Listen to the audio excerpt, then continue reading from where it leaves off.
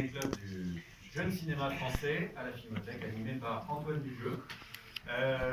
Alors, la Filmopus, c'est un ensemble de ciné-clubs qui permettent d'explorer le cinématographique tous azimuts. Les prochaines séances seront le mardi 4 janvier avec Fabrice Revaux à la rencontre des grands classiques pour La Dame de Shanghai. Le lundi 10 janvier avec les leçons de cinéma d'Alain Garel. Venez donc prendre le café chez nous. Ma mémoire est bonne d'Alberto Latuada.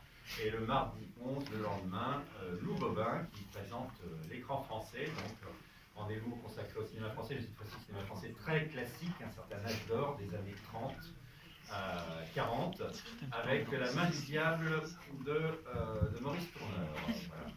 Voilà. Et puis cette semaine, alors ça c'est en dehors de la Filmopus, mais nous recevrons également deux invités.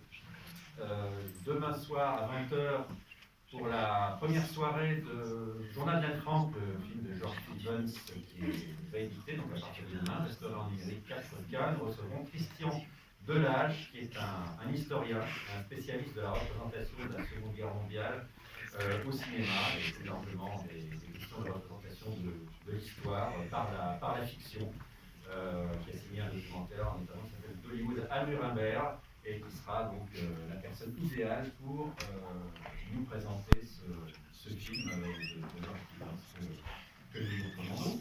Et jeudi à 20h également, Marc Cérizvelo, qui publie ces jours-ci un livre intitulé Comédie américaine, aux éditions Capricci, voilà, que nous accompagnons par une rétrospective de comédie pendant toutes les fêtes viendra présenter La Loge Joyeuse d'Ernst Beach, donc jeudi à 20h. Voilà. Mais aujourd'hui, donc, place aux Garçons Sauvages et à nos invités, si je puis dire, je laisse la parole à Anthony. Oui, bonsoir. Alors, comme François l'a dit, l'idée avec ce ciné-club, c'est de proposer des films français récents qui nous ont particulièrement enthousiasmés par leur audace, leur énergie, leur dynamisme, et à chaque fois d'inviter le ou la cinéaste en question pour en parler à la suite de la séance. Donc là, je suis particulièrement content d'accueillir Bertrand Mandico pour son premier long métrage, Les Garçons Sauvages, qui était sorti en 2018, et du coup, je vous demande d'accueillir aussi très chaleureusement.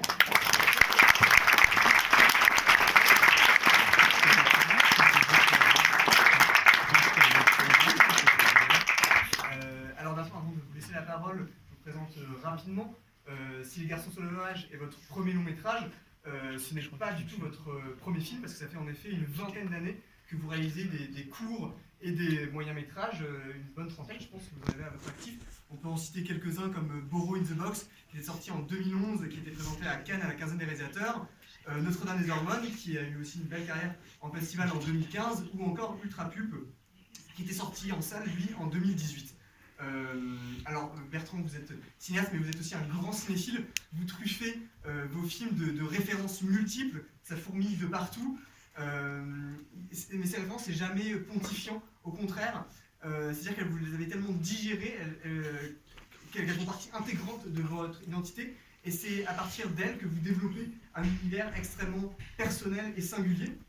Alors d'abord, d'un point de vue technique, vous tournez exclusivement en pellicule, dans des décors souvent uniques. Vous travaillez l'intégralité de l'ensemble de votre bande-son, et notamment les voix, ce qui est très rare en post-production, c'est-à-dire après le tournage. Et sur le plateau, vous multipliez les effets visuels, faisant vraiment la part belle à tous les artifices que le cinéma permet. Et c'est ainsi donc, que vous nous conduisez dans un monde ultra-organique où l'hybride règne sans partage, un monde abrité par des visions inquiétantes, fiévreuses et poétiques, comme extraites comme ça d'un songe d'un enfant en convalescence. Alors moi, pour ma part, quand j'ai découvert vos films, j'étais ébahi, et j'étais surtout impatient en fait, de voir comment vous alliez transposer cette singularité dans un long métrage. Et j'ai pas été déçu, parce que quand j'ai vu Les Garçons Sauvages, je pense que c'était le film qu'on était nombreux à attendre, à espérer. Il a l'humour des surréalistes, la cruauté des contes et l'érotisme des années 70, tout en étant extrêmement connecté à l'époque, à la modernité. Alors chaque plan est habité par une joie de création débordante, et cette joie est viscéralement communicative. On vous savez auparavant un excellent formaliste, et on découvre avec Les Garçons Sauvages, donc votre premier film, que vous êtes aussi un formidable conteur et directeur d'acteurs, enfin surtout d'actrices. Alors je ne vais pas monopoliser la parole plus longtemps, pardon. Pour terminer, j'aimerais citer en fait les mots de Bernard Delvaille qui écrivait dans Combat, dans le journal Combat en 1973, à propos du roman Les Garçons Sauvages de William Burroughs, auquel votre film fait référence. On ne résume pas un livre comme celui-ci, on le lit, on va y voir et on en revient pantelant. Et c'est un peu cette impression que me fait à chaque revisionnage votre film. Et donc j'espère que ce sera une impression partagée. Enfin, en tout cas, on pourra en parler à la suite de la séance. Voilà, donc je vais vous laisser la parole si vous voulez ajouter quelque chose. Merci Antoine pour cette présentation fiévreuse. Vous me laissez sans voix. Déjà, je vous remercie d'être venu voir, peut-être revoir les Garçons Sauvages. Je suis ravi de présenter ce soir et de débattre avec vous, Antoine, après pour en discuter. Moi, je n'ai pas rajouté grand-chose, hein, vous avez quasiment tout dit. Sans dévoiler l'intrigue. Sans trop de choses. Oui, en effet, c'est un film qui a été tourné sur support pellicule. Tout ce que vous allez voir est vrai, puisque je l'ai filmé, et puis après, je n'ai pas retrafiqué les images. C'est ce que j'ai filmé, ce que vous allez voir.